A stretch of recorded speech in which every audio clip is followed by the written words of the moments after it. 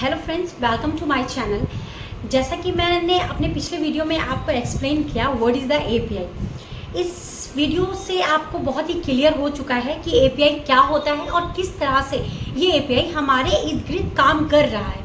अगर अभी तक आपने इस वीडियो को नहीं देखा है तो इसका लिंक मैं अपने डिस्क्रिप्शन के डिटेल में डाल रही हूँ। आप प्लीज़ उसे क्लिक करके पहले देख लें, उससे आपको क्लियर हो जाएगा कि एपीआई क्या है। और जो आज के वीडियो का टॉपिक है वो है एपीआई टेस्टिंग की। तो इस वीडियो के अंदर मैं आपको एक्सप्लेन करने जा रही हूँ कि what is the API testing और किस तरह से ऑटोमेशन टेस्टर लाखों का पैकेज कमा रहे हैं या अर्न कर रहे हैं, हम कह सकते हैं अपनी सिंपल लैंग्वेज के अंदर। और साथ में मैं ये बताऊंगी कि how many type of testing in the API. Okay, so बने रहे मेरे चैनल पे, मुझे लाइक एंड सब्सक्राइब करना ना भूलें। सो फ्रेंड्स, चलते हैं अपने स्क्रीन पे जहाँ पे मैं आपको एक्सप्लेन करूँगी what is the API testing और what are the different type of the API testing in the automation testing. So come on the screen. आपको मोटे मोटे शब्दों में दिख रहा होगा कि what is the API testing. तो एपीआई टेस्टिंग को जानने से पहले हम एक क्विक ओवरव्यू ले लेते हैं कि एपीआई क्या होता है, जिसके हेल्प से आप इजिली कोरिलेट कर पाएंगे एपीआई टेस्टिंग और एपीआई के अंदर। सो पहुँचते हैं हम अपने एपीआई के ऊपर। जैसा कि मैंने आपको पिछले वीडियो में भी बताया और अभी बताने जा रही हूँ कि एपीआई जो होता है वो एप्लीकेशन प्रोग्रामिंग इंटरफेस होता है और इसका जो काम है वो दो सर्वर के बीच में डेटा को एक्सचेंज करने का है। और इजीली कह सकते हैं कि हम डेटा जो है वो एपीआई के थ्रू कम्युनिकेट करता है between the two server, right. तो चलते हैं अपने नेक्स्ट स्लाइड पे, उसके थ्रू मैं आपको बताती हूँ कि एपीआई किस तरह से काम कर रहा है। आप स्लाइड में देख पा रहे होंगे कि हमारे पास 3 लेयर्स है, जिसके अंदर एक प्रेजेंटेशन लेयर है, बिजनेस लेयर है एंड डेटाबेस लेयर है। तो वन बाय वन हम पहले इन सारे लेयर्स को समझते हैं कि ये होता क्या है और ये किस तरह से एक दूसरे के साथ काम कर रहा है। तो पहुंचते हैं अपने फर्स्ट लेयर के ऊपर, जो कि प्रेजेंटेशन लेयर है। इसको हम यूजर इंटरफेस कहते हैं।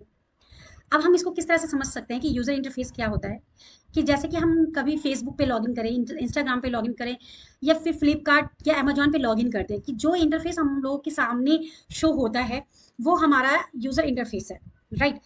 आप देख सकते हैं कि यहाँ पे मैंने अमेजोन का वेबसाइट ओपन किया और यहाँ पे ये वेबसाइट पूरा ओपन हुआ। इसका विजुअलाइजेशन हमें दिख रहा है, हमें डिफरेंट डिफरेंट टाइप के प्रोडक्ट्स दिख रहे हैं, बहुत सारे मॉड्यूल्स दिख रहे हैं।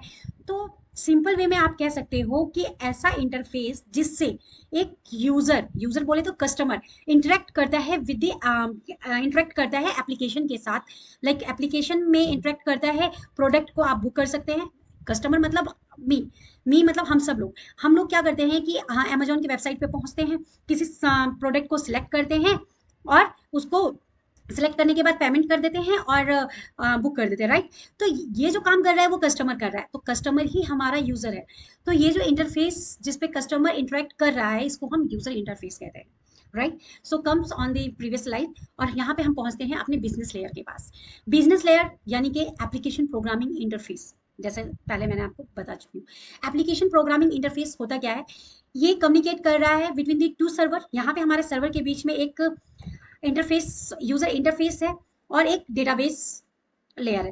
तो इन दोनों सर्वर के बीच में कम्युनिकेट करने का जो काम है वो हमारा एपीआई का है, यानी कि एप्लीकेशन प्रोग्रामिंग का है। ये डेटा प्रेजेंटेशन लेयर से ले रहा है, उसको रीड कर रहा है, एनालाइज कर रहा है और डेटाबेस को रिक्वेस्ट सेंड कर रहा है और फिर वहां से डेटा को रीड करता है, एनालाइज करता है और डेटाबेस उसको रीबैक कर देता है एप्लीकेशन प्रोग्रामिंग इंटरफेस को। और फिर से वो एप्लीकेशन प्रोग्रामिंग इंटरफेस जो है वो डेटा को एनालाइज करता है, रीडिंग करता है एंड देन ट्रांसफर कर देता है प्रेजेंटेशन लेयर। हम अपने थर्ड लेयर पे, जो कि है आपका डेटाबेस लेयर।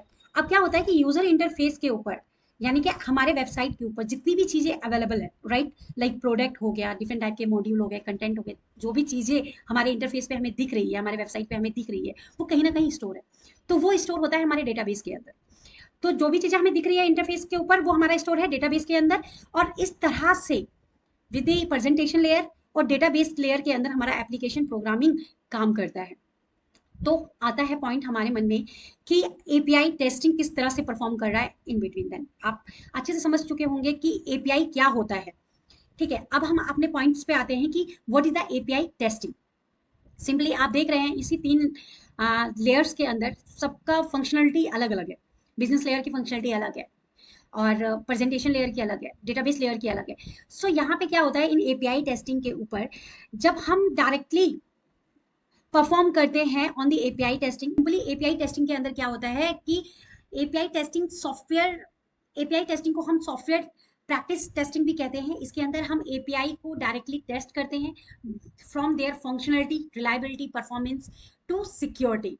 ओके, सो जो टेस्टिंग हम इसके अंडर परफॉर्म करते हैं उसको हम एपीआई टेस्टिंग करते हैं। हमारे पास different type of the API testing होता है। लाइक हमारे पास रिलायबिलिटी टेस्टिंग होता है, जैसे कि मैंने आपको उसकी डेफिनेशन में ही बताया कि सॉफ्टवेयर टेस्टिंग बताया कि उसके अंदर रिलायबिलिटी टेस्टिंग होती है, सिक्योरिटी टेस्टिंग होती है, पेनिट्रेशन टेस्टिंग होती है, यूनिट टेस्टिंग होती है, वैलिडेशन टेस्टिंग होती है, फंक्शनल टेस्टिंग होती है, load testing and fuse testing होती है। तो ये जो है ये इसके टाइप है कि कितने तरह के एपीआई टेस्टिंग परफॉर्म हो रहा है। फ्रेंड्स, मेरे अपकमिंग वीडियो में मैं बताऊंगी कि ये टेस्टिंग किस तरह से परफॉर्म होता है, इनके बीच में क्या डिफरेंस होता है और किस तरह से हम इसको एग्जीक्यूट करेंगे in a software field, right. मेरा मेन मोटिव है आप तक अपने नॉलेज को पहुंचाना। So please continue with my video and don't forget to like and subscribe.